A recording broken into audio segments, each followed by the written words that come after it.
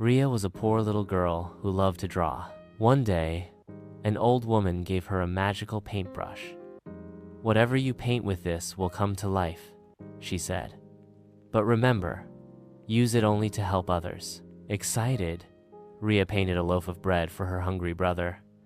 To her amazement, it became real. Soon, she was painting toys for children, clothes for the needy, and even repairing broken houses in her village. But the greedy king heard about the magic paintbrush and demanded Riya paint him a mountain of gold. When she refused, he locked her up. Thinking fast, Riya painted a key to escape, then a river to stop the king's soldiers. Finally, she painted a feast so delicious that the king forgot about the gold and started sharing with everyone. From that day, Riya continued using her paintbrush wisely, bringing joy to her village, and the king learned that kindness was better than greed. Moral: true magic lies in generosity, not selfishness.